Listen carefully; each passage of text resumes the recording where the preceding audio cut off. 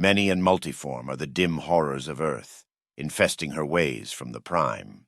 They sleep beneath the unturned stone. They rise with the tree from its roots. They move beneath the sea and in subterranean places. They dwell in the inmost Adaita. They emerge betimes from the shut-in sepulchre of haughty bronze and the low grave that is sealed with clay. There be some that are long known to man, and others as yet unknown that abide the terrible latter days of their revealing.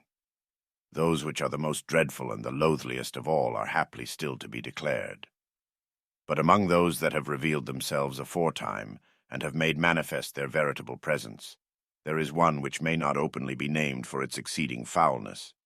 It is that spawn which the hidden dweller in the vaults has begotten upon mortality, from the Necronomicon of Abdul al-Hazred. In a sense, it is fortunate that the story I must now relate should be so largely a thing of undetermined shadows, of half-shaped hints and forbidden inferences. Otherwise it could never be written by human hand or read by human eye. My own slight part in the hideous drama was limited to its last act, and to me its earlier scenes were merely a remote and ghastly legend.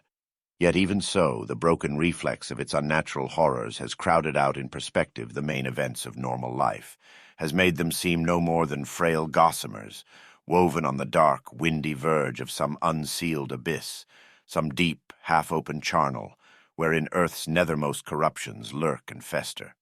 The legend of which I speak was familiar to me from childhood, as a theme of family whispers and headshakings, for Sir John Tremeth had been a schoolmate of my father. But I had never met Sir John, had never visited Tremeth Hall, till the time of those happenings which formed the final tragedy. My father had taken me from England to Canada when I was a small infant.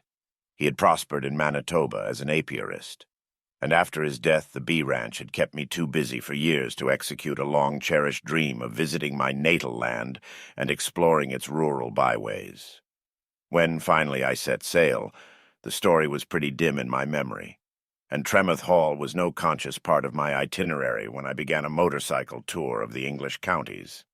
In any case, I should never have been drawn to the neighborhood out of morbid curiosity, such as the frightful tale might possibly have evoked in others. My visit, as it happened, was purely accidental. I had forgotten the exact location of the place, and did not even dream that I was in its vicinity. If I had known, it seems to me that I should have turned aside, in spite of the circumstances that impelled me to seek shelter, rather than intrude upon the almost demoniacal misery of its owner. When I came to Tremeth Hall, I had ridden all day in early autumn, through a rolling countryside with leisurely winding thoroughfares and lanes. The day had been fair, with skies of pale azure above noble parks that were tinged with the first amber and crimson of the following year. But toward the middle of the afternoon, a mist had come in from the hidden ocean across low hills, and had closed me about with its moving phantom circle. Somehow, in that deceptive fog, I managed to lose my way, to miss the milepost that would have given me my direction to the town where I had planned to spend the ensuing night. I went on for a while at random, thinking that I should soon reach another crossroad. The way that I followed was little more than a rough lane and was singularly deserted.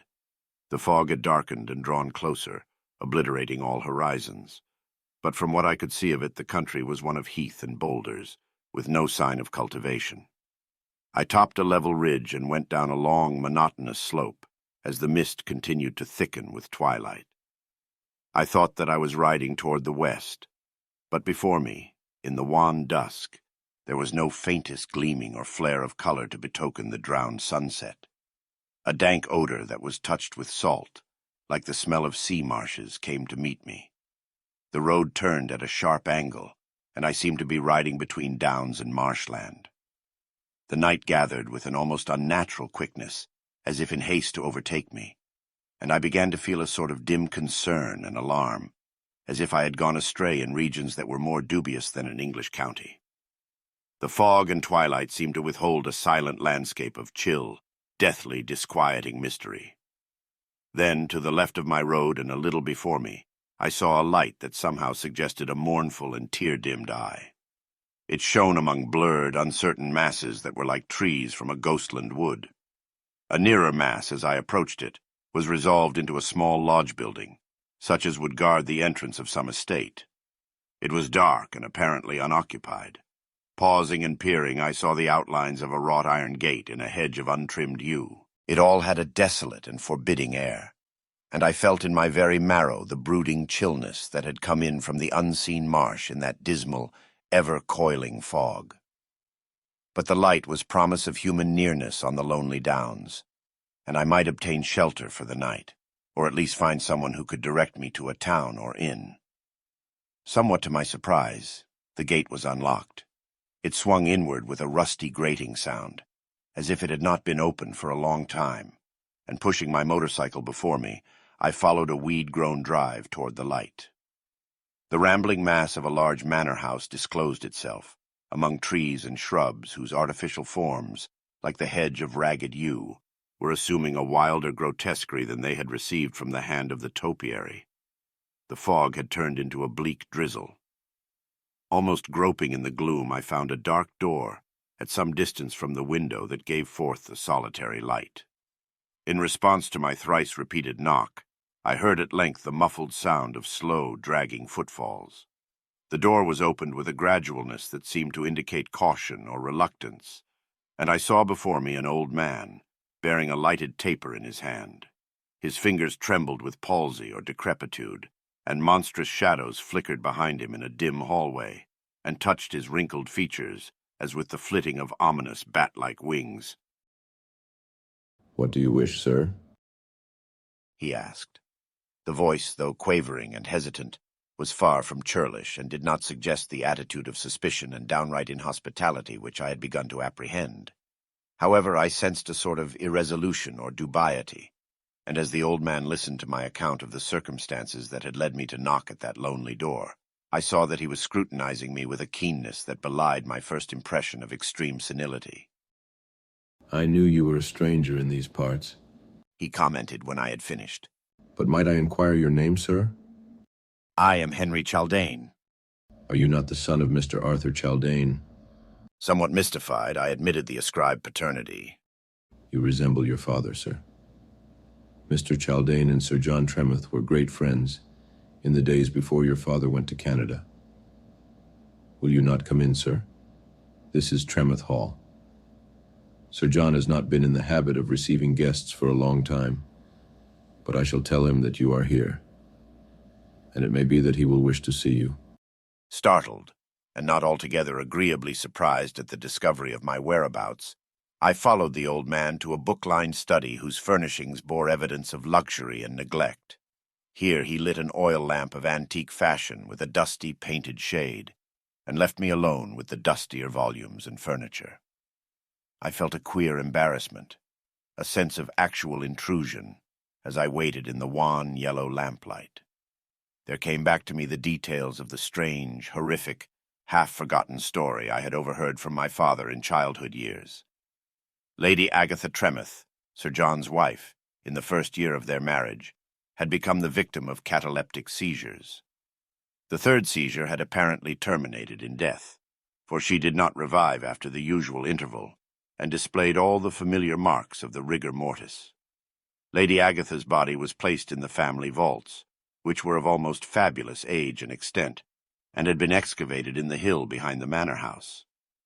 On the day following the interment, Sir John, troubled by a queer, insistent doubt as to the finality of the medical verdict, had re-entered the vaults in time to hear a wild cry, and had found Lady Agatha sitting up in her coffin. The nailed lid was lying on the stone floor, and it seemed impossible that it could have been removed by the struggles of the frail woman.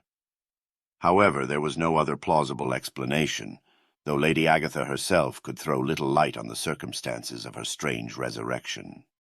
Half-dazed and almost delirious, in a state of dire terror that was easily understandable, she told an incoherent tale of her experience. She did not seem to remember struggling to free herself from the coffin, but was troubled mainly by recollections of a pale, hideous, unhuman face, which she had seen in the gloom on awakening from her prolonged and death-like sleep. It was the sight of this face, stooping over her as she lay in the open coffin, that had caused her to cry out so wildly. The thing had vanished before Sir John's approach, fleeing swiftly to the inner vaults, and she had formed only a vague idea of its bodily appearance. She thought, however, that it was large and white, and ran like an animal on all fours, though its limbs were semi-human.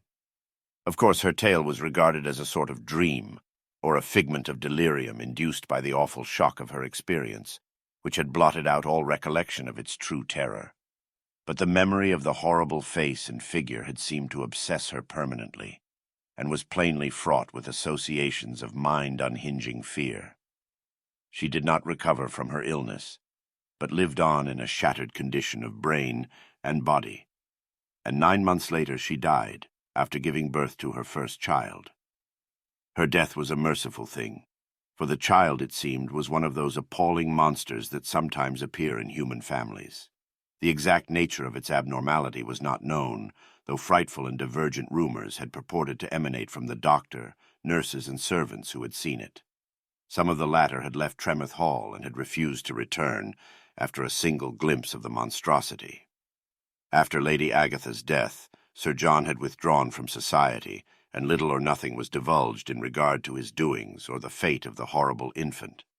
People said, however, that the child was kept in a locked room with iron-barred windows, which no one but Sir John himself ever entered. The tragedy had blighted his whole life, and he had become a recluse, living alone with 1 or 2 faithful servants and allowing his estate to decline grievously through neglect.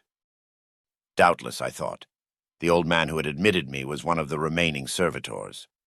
I was still reviewing the dreadful legend, still striving to recollect certain particulars that had almost passed from memory, when I heard the sound of footsteps which, from their slowness and feebleness, I took to be those of the returning manservant. However, I was mistaken, for the person who entered was plainly Sir John Tremouth himself.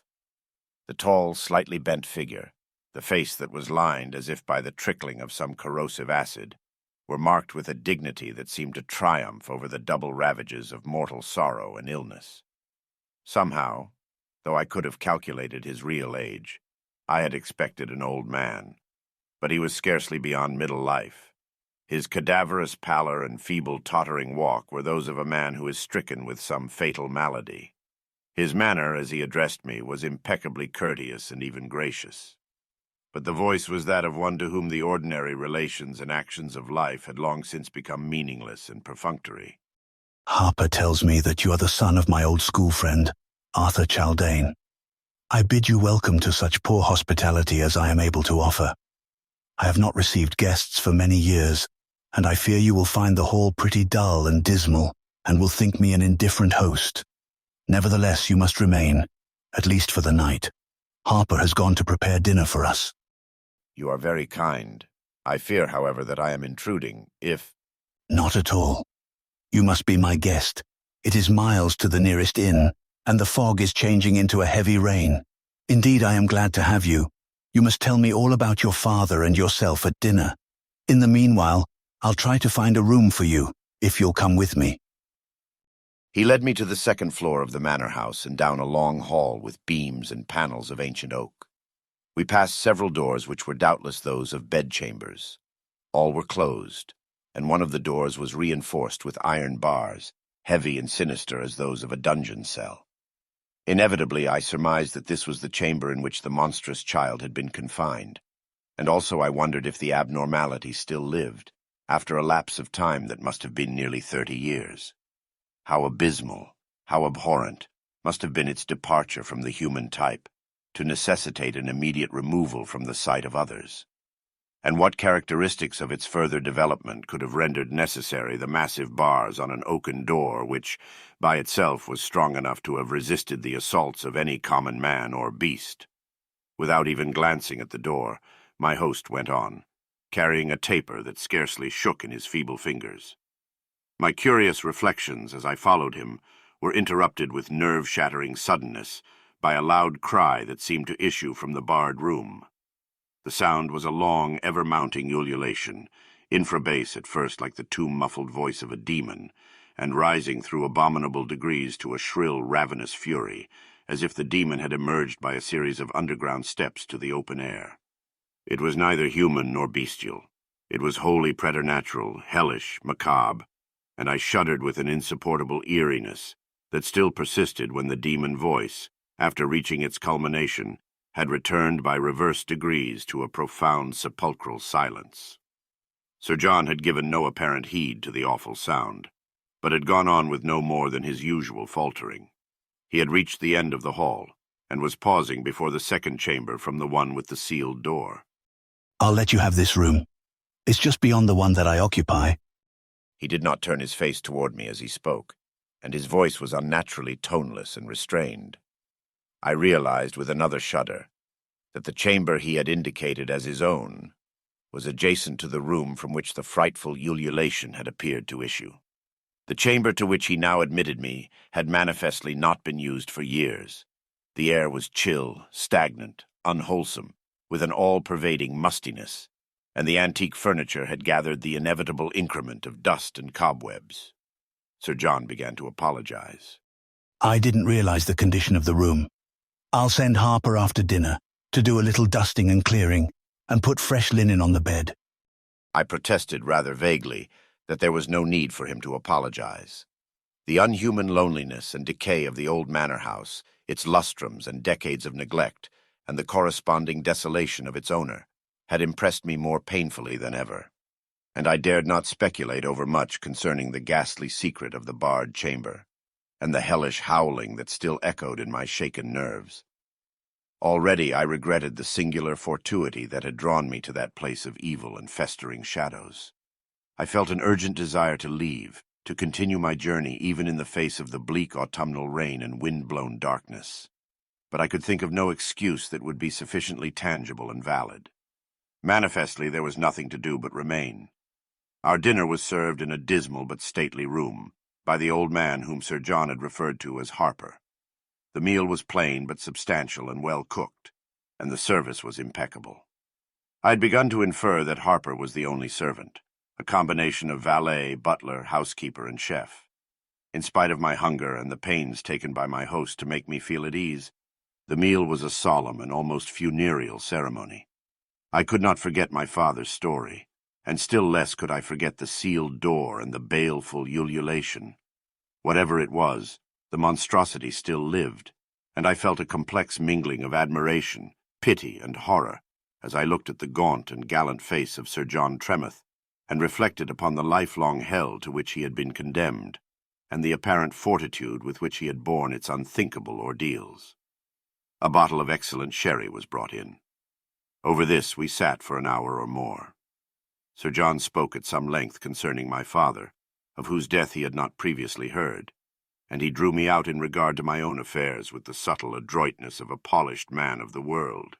He said little about himself, and not even by hint or implication did he refer to the tragic history which I have outlined. Since I am rather abstemious and did not empty my glass with much frequency, the major part of the heavy wine was consumed by my host. Toward the end it seemed to bring out in him a curious vein of confidentiality, and he spoke for the first time of the ill health that was all too patent in his appearance. I learned that he was subject to that most painful form of heart disease, angina pectoris, and had recently recovered from an attack of unusual severity. "The next one will finish me, and it may come at any time, perhaps tonight." He made the announcement very simply, as if he were voicing a commonplace or venturing a prediction about the weather. Then, after a slight pause, he went on, with more emphasis and weightiness of tone. "Maybe you'll think me queer, but I have a fixed prejudice against burial or vault interment. I want my remains to be thoroughly cremated, and have left careful directions to that end. Harper will see to it that they are fulfilled. Fire is the cleanest and purest of the elements, and it cuts short all the damnable processes between death and ultimate disintegration. I can't bear the idea of some moldy, worm-infested tomb." He continued to discourse on the subject for some time, with a singular elaboration and tenseness of manner that showed it to be a familiar theme of thought, if not an actual obsession. It seemed to possess a morbid fascination for him, and there was a painful light in his hollow, haunted eyes, and a touch of rigidly subdued hysteria in his voice as he spoke. I remembered the interment of Lady Agatha, and her tragic resurrection, and the dim, delirious horror of the vaults that had formed an inexplicable and vaguely disturbing part of her story. It was not hard to understand Sir John's aversion to burial, but I was far from suspecting the full terror and ghastliness on which his repugnance had been founded. Harper had disappeared after bringing the sherry, and I surmised that he had been given orders for the renovation of my room. We had now drained our last glasses, and my host had ended his peroration. The wind, which had animated him briefly, seemed to die out, and he looked more ill and haggard than ever. Pleading my own fatigue, I expressed a wish to retire, and he, with his invariable courtliness, insisted on seeing me to my chamber and making sure of my comfort before seeking his own bed. In the hall above we met Harper, who was just descending from a flight of stairs that must have led to an attic or third floor. He was carrying a heavy iron pan, in which a few scraps of meat remained, and I caught an odor of pronounced gaminess, almost virtual putrescence, from the pan as he went by. I wondered if he had been feeding the unknown monstrosity, and if perhaps its food were supplied to it through a trap in the ceiling of the barred room. The surmise was reasonable enough, but the odor of the scraps, by a train of remote half-literary association, had begun to suggest other surmises which, it would seem, were beyond the realm of possibility and reason. Certain evasive, incoherent hints appeared to point themselves suddenly to an atrocious and abhorrent whole. With imperfect success, I assured myself that the thing I had fancied was incredible to science was a mere creation of superstitious diablerie. No, it could not be. Here in England, of all places, that corpse-devouring demon of Oriental tales and legends, the ghoul. Contrary to my fears, there was no repetition of the fiendish howling as we passed the secret room, but I thought that I heard a measured crunching, such as a large animal would make in devouring its food. My room, though still drear and dismal enough, had been cleared of its accumulated dust and matted gossamers. After a personal inspection, Sir John left me and retired to his own chamber. I was struck by his deathly pallor and weakness, as he said good night to me, and felt guiltily apprehensive that the strain of receiving and entertaining a guest might have aggravated the dire disease from which he suffered. I seemed to detect actual pain and torment beneath his careful armor of urbanity, and wondered if the urbanity had not been maintained at an excessive cost. The fatigue of my day-long journey, together with the heavy wine I had drunk, should have conduced to early slumber. But though I lay with tightly closed lids in the darkness, I could not dismiss those evil shadows, those black and charnel larvae that swarmed upon me from the ancient house. Insufferable and forbidden things besieged me with filthy talons, brushed me with noisome coils, as I tossed through eternal hours and lay staring at the gray square of the storm-darkened window. The dripping of the rain, the sough and moan of the wind, resolved themselves to a dread mutter of half-articulate voices that plotted against my peace and whispered loathfully of nameless secrets in demonian language. At length, after the seeming lapse of nocturnal centuries, the tempest died away, and I no longer heard the equivocal voices. The window lightened a little in the black wall, and the terrors of my night-long insomnia seemed to withdraw partially, but without bringing the surcease of slumber. I became aware of utter silence, and then, in the silence, of a queer, faint, disquieting sound whose cause and location baffled me for many minutes. The sound was muffled and far off at times. Then it seemed to draw near, as if it were in the next room. I began to identify it as a sort of scratching, such as would be made by the claws of an animal on solid woodwork. Sitting up in bed and listening attentively, I realized with a fresh start of horror that it came from the direction of the barred chamber. It took on a strange resonance, then it became almost inaudible, and suddenly for a while it ceased. In the interim I heard a groan, like that of a man in great agony or terror. I could not mistake the source of the groan, which had issued from Sir John Tremouth's room, nor was I doubtful any longer as to the causation of the scratching. The groan was not repeated, but the damnable clawing sound began again, and was continued till daybreak. Then, as if the creature that had caused the noise were wholly nocturnal in its habits, the faint, vibrant rasping ceased and was not resumed. In a state of dull, nightmarish apprehension, drugged with weariness and want of sleep, I had listened to it with intolerably straining ears. With its cessation, in the hueless, livid dawn, I slid into a deep slumber, from which the muffled and amorphous specters of the old hall were unable to detain me any longer. I was awakened by a loud knocking on my door, a knocking in which even my sleep-confused senses could recognize the imperative and urgent. It must have been close upon midday, and feeling guilty at having overslept so egregiously, I ran to the door and opened it. The old manservant Harper was standing without, and his tremulous, grief-broken manner told me before he spoke that something of dire import had occurred. I regret to tell you, Mr. Chaldane, that Sir John is dead.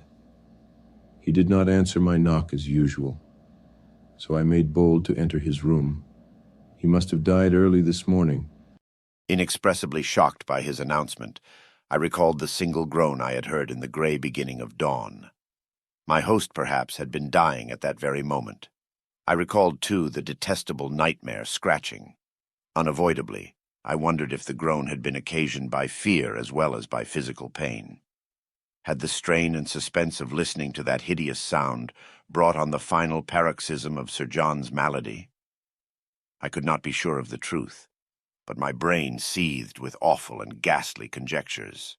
With the futile formalities that one employs on such occasions, I tried to condole with the aged servant, and offered him such assistance as I could in making the necessary arrangements for the disposition of his master's remains.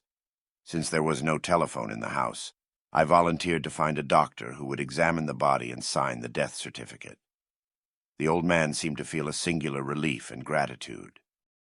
Thank you, sir. I don't want to leave Sir John. I promised him that I'd keep a close watch over his body.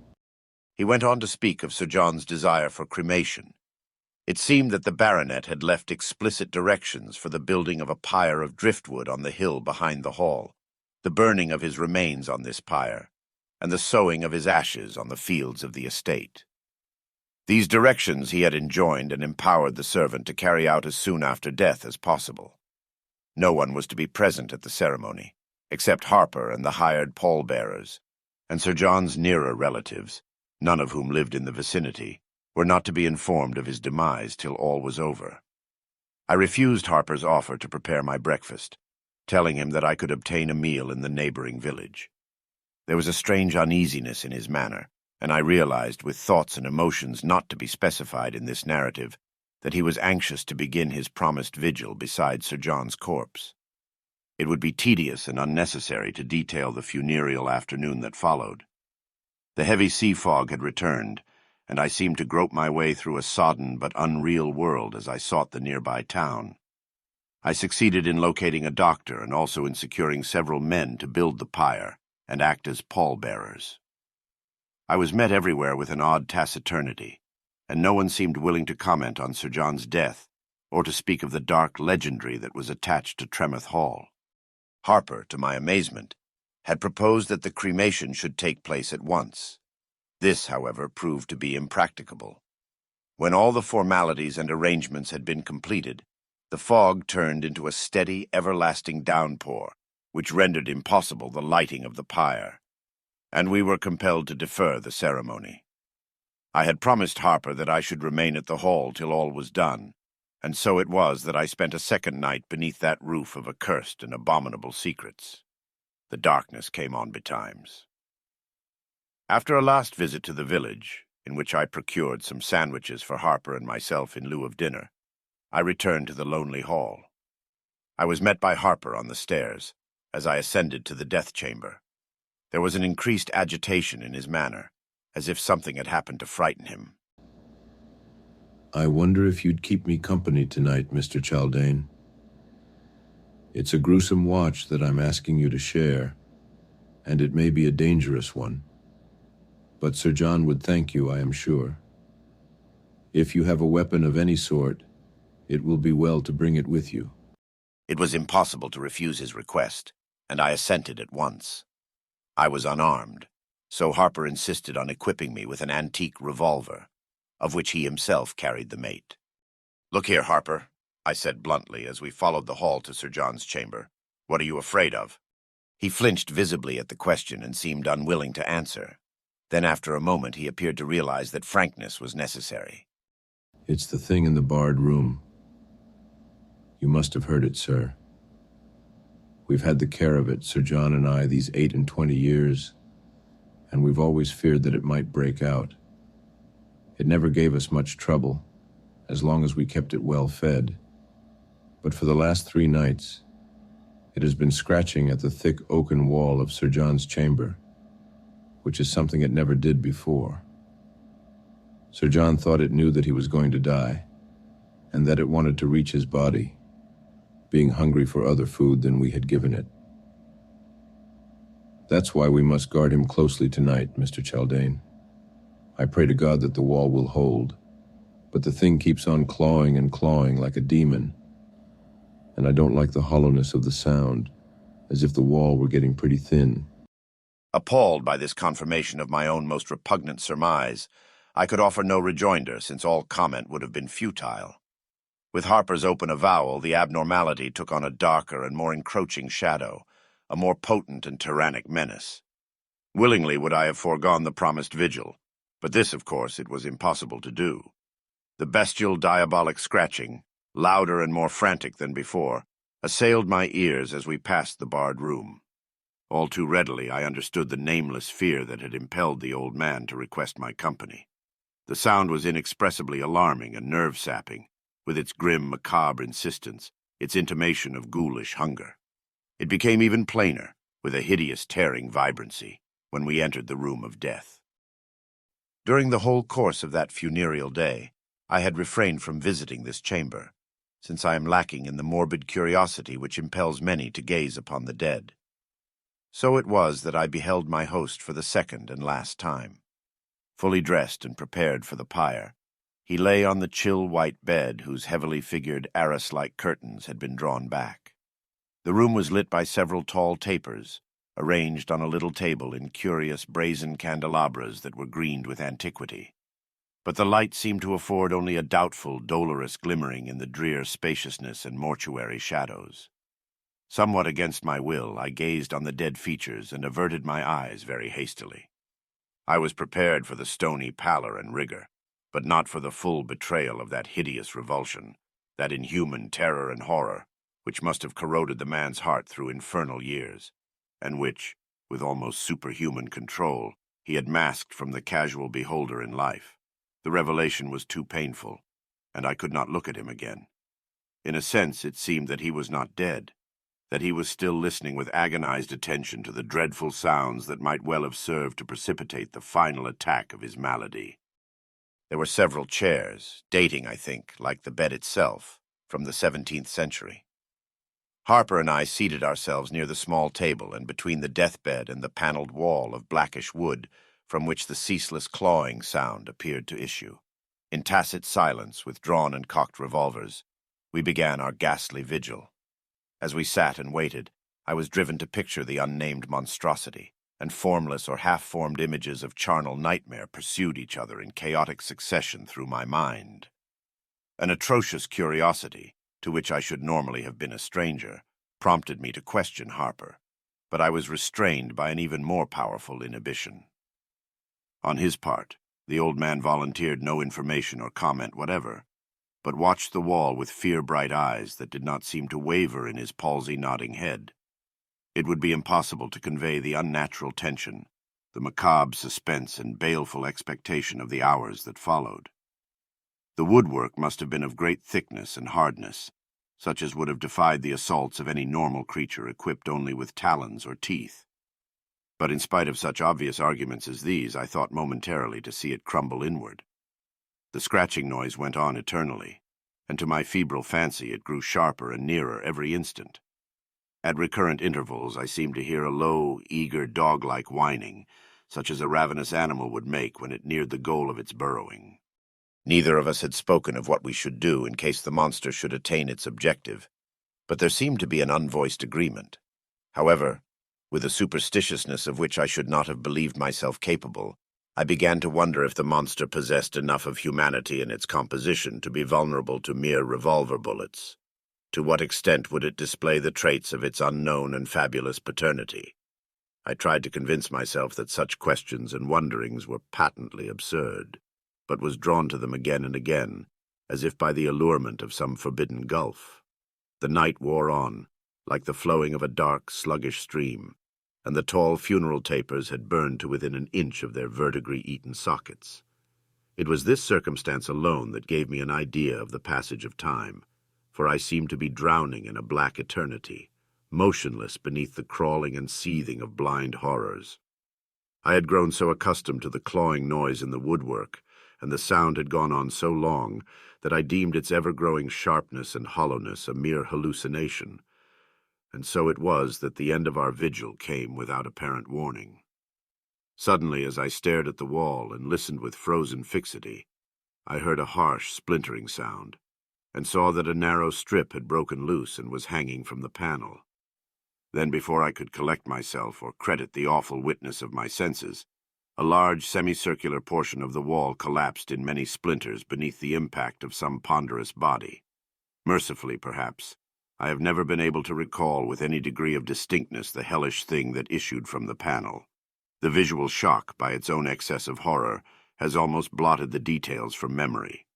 I have, however, the blurred impression of a huge, whitish, hairless, and semi-quadruped body, of canine teeth and a half-human face, and long hyena nails at the end of forelimbs that were both arms and legs. A charnel stench preceded the apparition, like a breath from the den of some carrion-eating animal, and then with a single nightmare leap, the thing was upon us. I heard the staccato crack of Harper's revolver, sharp and vengeful in the closed room, but there was only a rusty click from my own weapon. Perhaps the cartridge was too old. Any rate, it had misfired. Before I could press the trigger again, I was hurled to the floor with terrific violence, striking my head against the heavy base of the little table. A black curtain, spangled with countless fires, appeared to fall upon me and to blot the room from sight. Then all the fires went out, and there was only darkness. Again, slowly, I became conscious of flame and shadow, but the flame was bright and flickering, and seemed to grow ever more brilliant. Then my dull, doubtful senses were sharply revived and clarified by the acrid odor of burning cloth. The features of the room returned to vision, and I found that I was lying huddled against the overthrown table, gazing toward the deathbed. The guttering candles had been hurled to the floor. One of them was eating a slow circle of fire in the carpet beside me, and another, spreading, had ignited the bed curtains, which were flaring swiftly upward to the great canopy. Even as I lay staring, huge, ruddy tatters of the burning fabric fell upon the bed in a dozen places, and the body of Sir John Tremeth was ringed about with starting flames.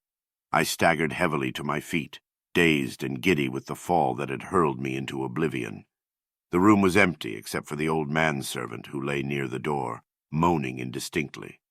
The door itself stood open, as if someone or something had gone out during my period of unconsciousness. I turned again to the bed with some instinctive, half-formed intention of trying to extinguish the blaze. The flames were spreading rapidly, were leaping higher, but they were not swift enough to veil from my sickened eyes the hands and features, if one could any longer call them such, of that which had been Sir John Tremeth. Of the last horror that had overtaken him, I must forbear explicit mention, and I would that I could likewise avoid the remembrance. All too tardily had the monster been frightened away by the fire. There is little more to tell. Looking back once more as I reeled from the smoke-laden room with Harper in my arms, I saw that the bed and its canopy had become a mass of mounting flames. The unhappy baronet had found in his own death-chamber the funeral pyre for which he had longed. It was nearly dawn when we emerged from the doomed manor house.